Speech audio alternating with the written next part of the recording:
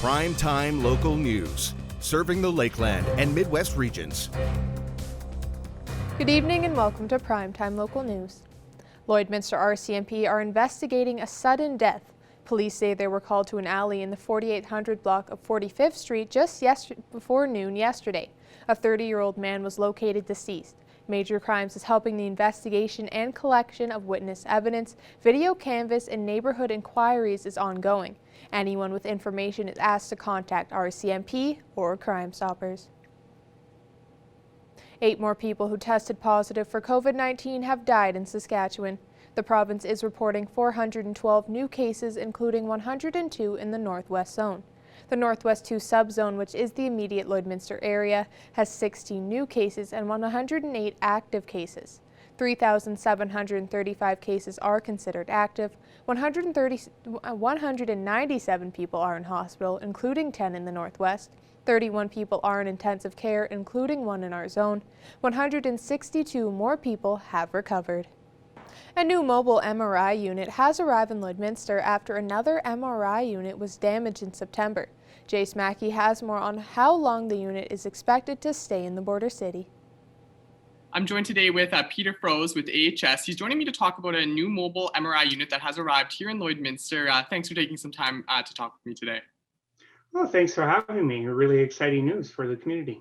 Yeah, and it's very exciting that a new mobile MRI has arrived here in Lloydminster. Can you just tell me a little bit about why this new unit was needed in the city? Yeah, there was a couple of things. We had it on our list to be replaced. Like with Alberta Health Services has a normal replacement cycle, and obviously that includes looking at MR scanners that like the one that's coming to Lloydminster.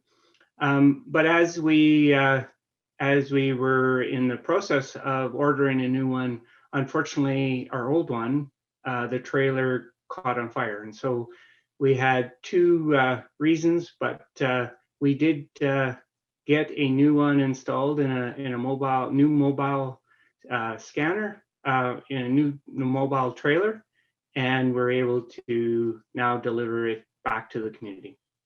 And how important is it for AHS to be able to have this unit here in Lloydminster, and how is it going to impact people here in the city? I think it's really important for us to be where we're able to deliver services like this closest to home of the patient. It is one of our goals in AHS to provide those services so that patients don't have to travel. We can't always do it, but in this case, we have a solution that travels between 5 different communities and is able to deliver that really important service to our patients in that community. So obviously, you mentioned, moving, this is a mobile unit, can move to multiple different locations. So how long is it going to be here in Lloydminster, and what are some of the other communities that it'll be servicing?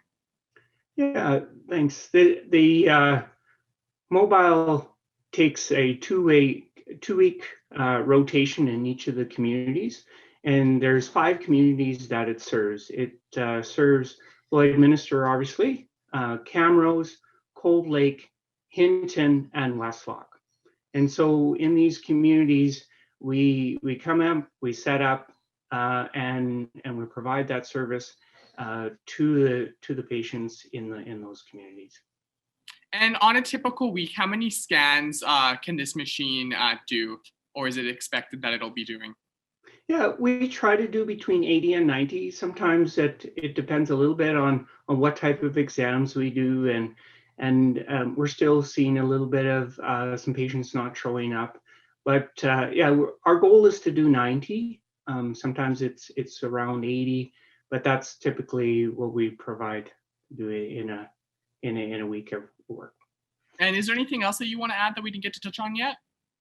Well, I think patients should be reassured that the unit that is in that trailer is of the same quality and a very similar model to what was just installed or is going to get installed in Lethbridge.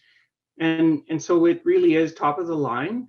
We're providing the same type of services. It's the same, trained technologists and the radiologists that provide this service.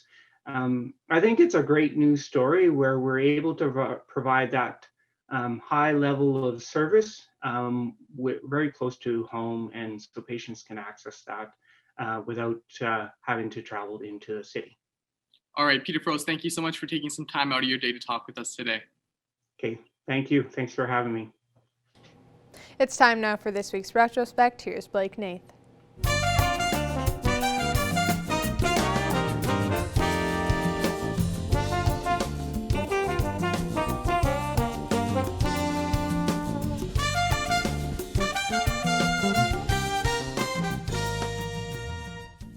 This week in retrospect. Going into 96, oil producers predict a very profitable year. 1996 is looking to be yet another good year in the Midwest oil patch. With the stable price of not only light but heavy crude, companies are expecting to see continual growth in the production of heavy oil. We feel that there's only so much medium and light oil left to access, and we feel we can make a profit in heavy oil, and so we're pursuing it and want to get to 50,000 barrels a day. At the end of 1995, they were producing 19,000 barrels a day as they drilled 200 new wells. This year, that number will jump to 450 wells, but the company remains cautiously optimistic. And the price of heavy oil is never going to be so high that we can make money half asleep. We're going to always be wide awake, got to keep our operating costs down, your capital development costs down, and we believe there's a good enough margin that we can make a profit in heavy oil over the long haul. And in 2001, the city of North Battleford negotiates with the Gold Eagle Casino for a new expansion project. This is not something new. The urban reserve projects in these other communities are working very well. The North Battleford business community isn't convinced the Urban Reserve Services Agreement will benefit the area, so officials set out to debunk fears suggesting the agreement is a permanent deal, not benefiting the city and lowering property values. It basically ensures that all taxes are paid and all service fees are paid to the city of North Battleford. No different than if you own property or any other business own property. The 6 acres of land in question houses the Gold Eagle Casino. Since 1996, there's been a services agreement between the city and tribal council on the payment of water, sewer, and police protection. Now the Mosquito Grizzly Bears Head First Nation wants to expand the deal, including the restaurant and nightclub. An arrangement once signed, sealed, and delivered will be very lucrative. When we switch to reserve status land, an additional 25% of the profits from the casino will be put into a community development fund, which will be managed by the tribal council, but those monies are going to be allocated for the benefit of the whole community. And that's all for this week in retrospect. Retrospect is brought to you by Webb's Machinery. Find New Holland products at Webb's Machinery, your dealer in Vermilion, Vegreville, Lamont, Wainwright, St. Paul, and Consort. Now our Connor Chan will take a look at your weather forecast.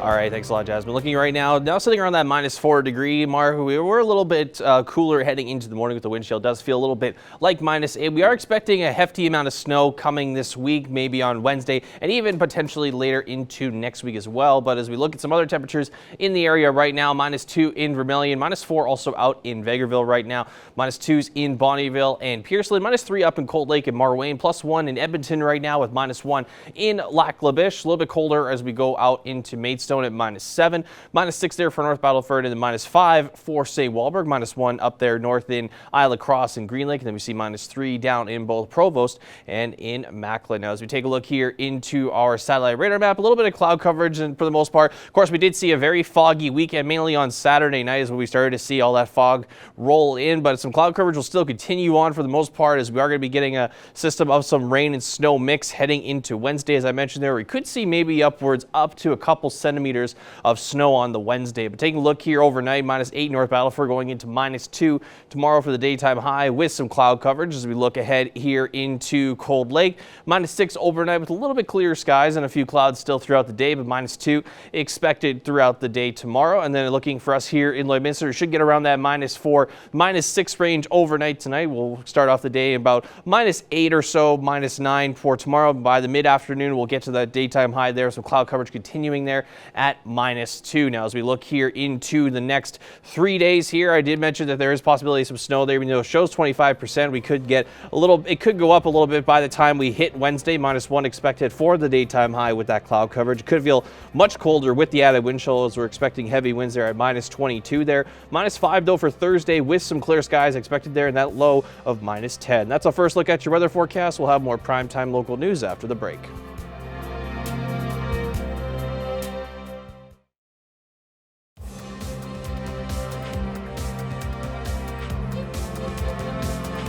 As the NFL playoffs roll around, Evan Kenny and Eric Bay take a look at the games from this past weekend and look at some matchups for the upcoming week. Well, after another crazy Sunday night football, this time for the NFL playoffs, I'm pleased to be joined by Eric Bay to break down a handful of these exciting games. Eric, thank you for taking this time. Yeah, quite a few good ones this weekend and looking to some great ones here next weekend as well. Now, let's just start it off here, Eric. In my mind, this was the biggest upset and really only the real upset of these playoffs so far, and that's the LA Rams defeating the Seattle Seahawks 30-20. I guess, eBay, just what happened in this game for LA to win this? Well, I mean, their defense really took over. There's nothing else you can really say about it. Jared Goff obviously had to come in when John Wolford was hurt very early on, and he was pretty ineffective. And who knows how much of that was on the thumb injury or just his play in general. But 9 for 19 wasn't much. Cam Akers really stepped up and carried the run game. But like I said, this defense was just outstanding. Aaron Donald really messed up, Russell Wilson's progress there in the pocket as well. And I think the biggest player for the Rams this game was Jalen Ramsey. Just the fact he was able to pretty much limit DK Metcalf all throughout the entire game until kind of later on when it was too late for the Seahawks to mount that comeback. But it was really defense for the Rams. They're going to have to continue to step up here if they want to move even further into these playoffs. And Eric, you always say it, defense wins championships, and it seems like LA is sort of proving that right now. When you look at Seattle, you know, they've been struggling at different points in the season on either side of the ball, and it just showed that, you know, on Saturday night, it was their offense that did struggle. They did have DK Metcalf, who did, you know, have a handful of big plays, including 2 touchdowns. It just was too little, too late, it almost seems like. Now, Eric, just looking into next week, how big is this defense and specifically Aaron Donald going to be for the LA Rams? Yeah, I mean, if they played well this weekend, they're going to have to play absolutely lights out against the guy who's probably going to be the MVP, and that is Aaron Rodgers. And it might be just too tall a task. And the thing is, too, Aaron Donald's going to be dealing with some injury problems. They're saying torn cartilage in his ribs. So it'll be how effective can he be in the cold and snow of Lambeau. But this really, I think, is going to be all hinging on the defense. And it was the top defense in the NFL this year. So they're going to have to play like it next weekend. Now moving on to a game that did happen on Sunday. The Cleveland Browns defeated the Pittsburgh Steelers by a score of 48-37. Now personally, I did not see this coming, especially this high scoring of a game against the Steelers. Did you see this one coming, Eric? I mean, not the way it went down, but I definitely thought the Cleveland Browns had a chance. You know, these divisional matchups in the playoffs, you never know how they're going to turn out. And I was pretty confident heading into the week for Cleveland, and then all the COVID tests and all that came out and they lost their head coach. So I was less confident, but it was really just a perfect storm, I think, for Cleveland. I mean, how many games do you have the first play from scrimmage where your opponent snaps it over the quarterback's head and you get a touchdown and you're already starting the game 7-0? So it was really just a perfect storm. But again, this defense, a little shorthanded, but played lights out, I thought, for the most part in that first half. Shut them down, had, I believe, 4 picks on the night of Ben Roethlisberger. So they're going to have to continue to do that, though, if they do want to move forward, because, again, they have another tough matchup, just like the Rams, in the Kansas City Chiefs. And you're definitely not going to go up 35-10 in the first half against a team like the Chiefs. That's 100% it, Erica. The Browns defense really did surprise me, and they made huge plays that then the offense did capitalize on. You mentioned that fumble right off the bat. First play of the game, that always helps when you can score a touchdown and not even, be on offense for that. But then, the very next drive, Ben Roethlisberger throws another interception. That helps lead to another touchdown for the Browns. Very similar thing happened later on in that quarter. So just 3 basic mess-ups by the Steelers made it almost an easy 28-0 first quarter. Eric, it should be an exciting next week. Thank you very much for taking this time and joining me. Yeah, again, like you said, very exciting matchups. Looking forward to it. Now our Connor Chan will take a look at your weather forecast.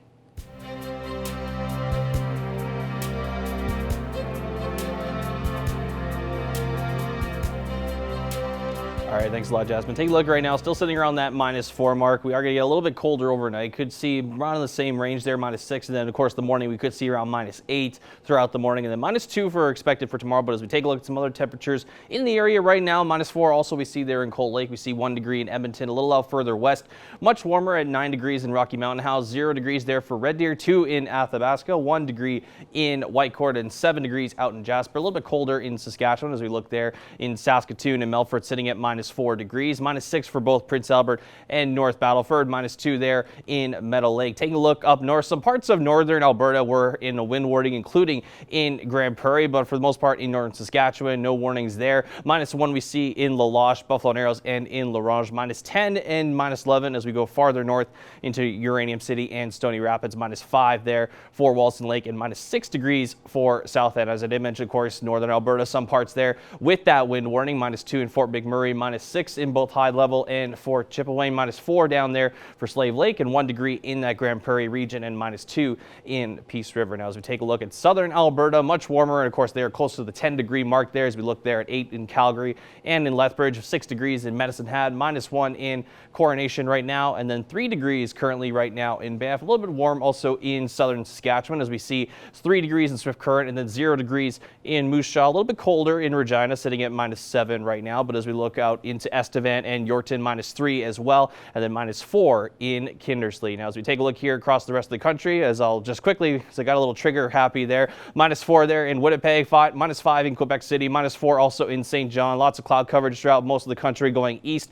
-1 in Toronto, 10 degrees in Vancouver as we take a look out west there, -13 up in Yellowknife, -2 degrees there in Whitehorse. Now as we look ahead for tomorrow's temperatures, -2 is expected for the daytime high, as well as in Marwayne, Bonnyville, Cold Lake, and St. Paul. 0 degrees in Edmonton and Vegreville for tomorrow. A little bit warmer in Wainwright at 3, and then 2 degrees there for Provost as well. Look, 2 degrees also will be in Lac La Biche as well. -2 also we'll see in Maidstone and North Battleford, and then -3 for St. Walburg, and -1 there in Green Lake and in Meadow Lake. Now take a look here at the next 7 days. We are going to see some snow potentially there on Wednesday, with that 25% could change to over 50% as we are expecting a couple centimeters of that rain and snow mix throughout the day. Clear skies on Thursday at -5, -7 on Friday with some cloud coverage there. Clearing up again on Saturday with that high of -1, -9 there for Sunday, and then snow potentially again on Monday with that daytime high there of -12. Now as we take a look here at our averages, usually averaging around -10 is our daytime high,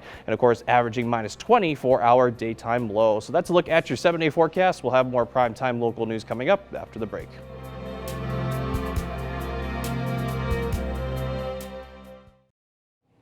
Now we will be taking a look at your pet pad pictures. Thank you to everyone who submitted a picture to our Facebook page, and we will be giving away a pet pad gift card on Friday.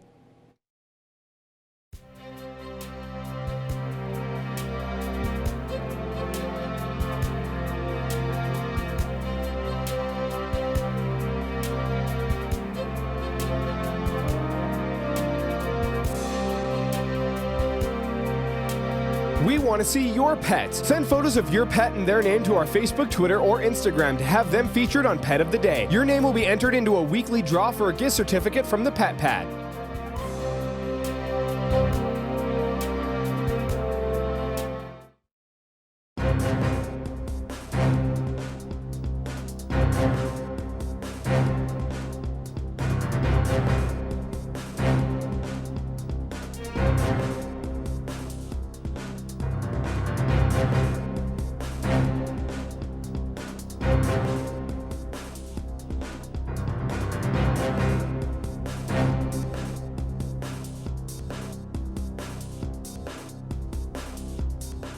I'm joined here with Kimo Mansoray and Tigra Lee Campbell with the Connecting Us All Diversity and Inclusion Forum 2021. Now, you are hosting this forum this weekend, so I'll get you just explain what this forum is. This event is all about, if you look at the title, it says Connecting Us All Diversity and Inclusion. And the forum is all about how can we connect all of us and how can we include everyone. And that brings me to the notion or understanding of equity and equality. Sometimes everybody advocates to talk about equality, but not usually not everything that is used in the lens of equality is actually equity, because treating everybody the same leaves out some of the gaps and the areas wherein there are some people who are not at that level actually benefits from society in general. So this is to educate people about Indigenous people, including immigrants who just came to Lloydminster or Canada as a whole, about the history of Indigenous people and how can we relate to them, how can we interact with them.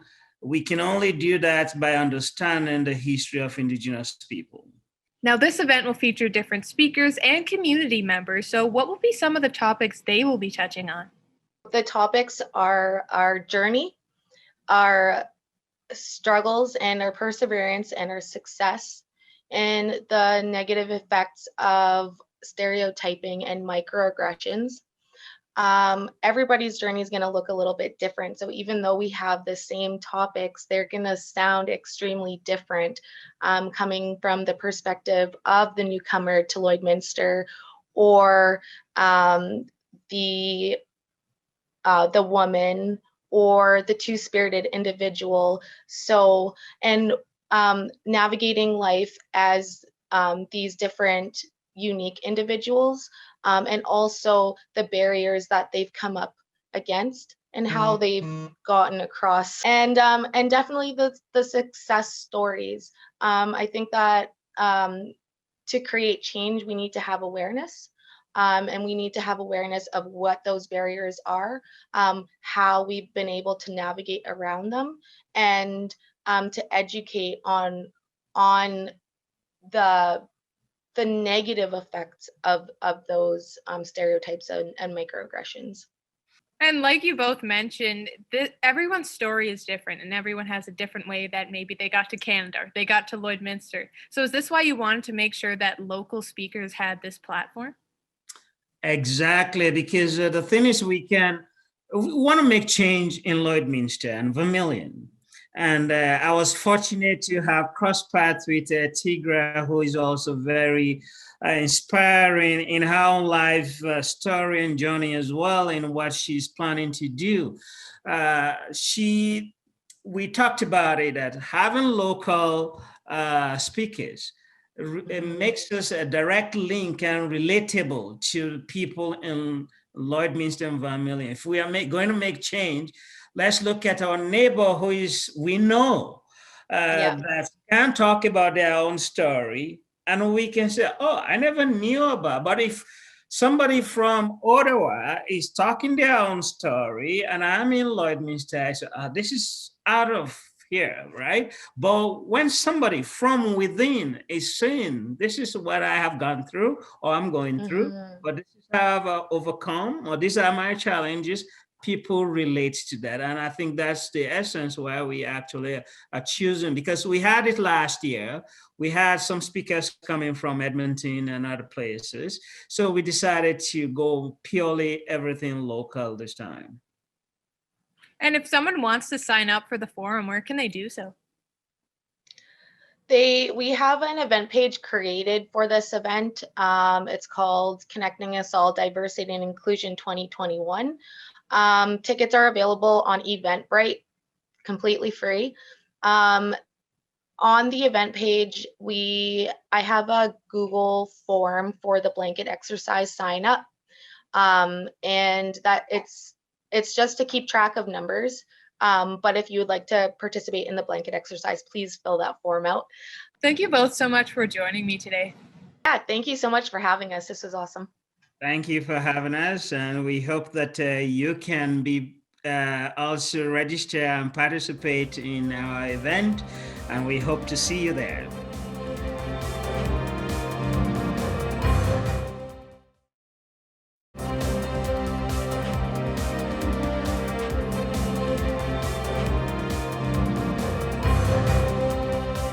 Joining me for Primetime Local News is Kim Crockett. How are you today? I'm very good, Shelby. Yourself?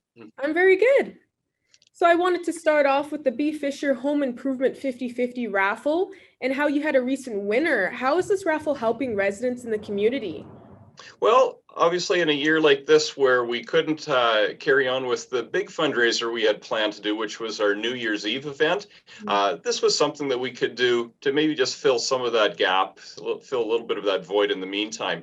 And it went really well. We had our draw on December 31st, a very happy winner. Made off with a little over $10,000, as did B. Fisher. And those funds, they're going to continue to help with the home improvement work that we've been doing since about 2019. And where did the center get the idea to start up this raffle for home improvements? Well, one of the challenges that we've had over the last few years is some of our traditional funding sources have a little bit, they've dried up a little bit. They've certainly gone down in the last few years, and we needed to get creative and find new ways that B. Fisher could start addressing some of the needs that we have within our care homes. And this was one of the ideas that we had come across. We have done some 50/50 raffles and different raffles over the years. And we're just finding that this might become something that we should just make a regular part of what we do to just raise funds. And how has support from others been for this raffle? It's been really good. The community as a whole is always so generous. Even in these toughest of times, we find that the community is more than willing to come out. And on something like this, where we ran a raffle for approximately 8 weeks, and we're able to generate well over $20,000 in sales, I think it speaks to how much the community values nonprofits such as ourselves. And how was the foundation able to do this raffle this year to avoid COVID-19? Well, this was a new experience for us, Shelby. This is the first time we've ever run a raffle completely online.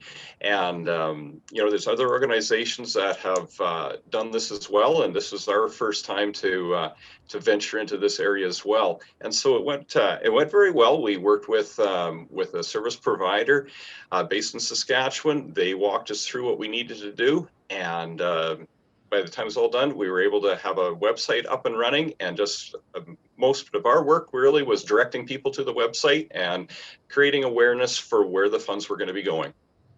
And with such a successful raffle this year, you're hoping to have it annually from now on?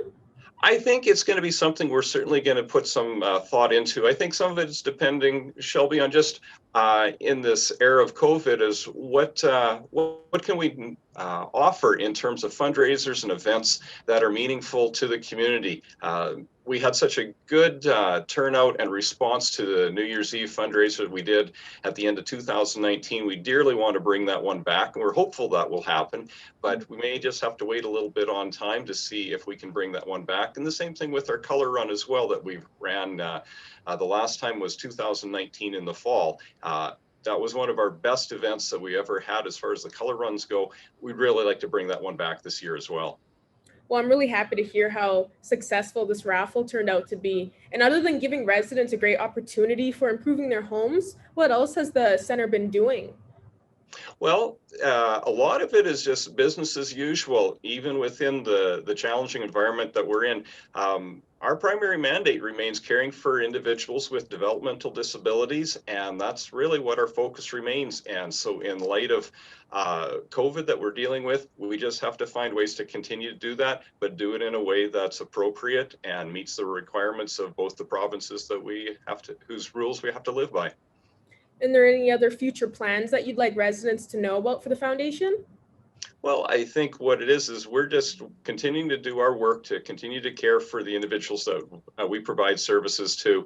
And we've had to get creative in how we do it. Our frontline staff, they are phenomenal in the way that they have provided services to these individuals and just the creativity that they use just to, and especially in the winter months, we're all used to being a little bit more cooped up and inside, and they're doing a fantastic job of just keeping the individuals that we care for, keeping them engaged, getting them out as much as appropriate and possible, and just bringing some relevancy to their lives. Perfect. Thank you so much for joining me today, Kim. Hey, thank you so much, Shelby. It's always great to chat with you. All right, taking one last look here at your weather forecast. Heading into tomorrow, -2 is expected for us as our daytime high. We could see around -6 drop around the tonight area. As we take a look here into Wednesday, even though there says 25% chance of some snow, there is the potential we could see that number increase as we are looking at possibly maybe some rain snow mix there, which could lead to maybe over 5 centimeters of snow for Wednesday. Heading into Thursday, -5 with clear skies expected with a low there of -10 to start the day off there. -7 on Friday there with some cloud coverage coming back there. As we get into the weekend, we start to warm up a little bit on Saturday at -1, and then we get a little bit colder once again there on Sunday. And as we look into Monday, there is still a possibility that we could see some more snow coming back there with that daytime high there of -12. Also seeing the daytime low there for Monday at -12. Taking a look at the averages, -10 is our usual average daytime high, and average -20 is our average daytime low. Thank you for joining us on Primetime Local News. Have a great night.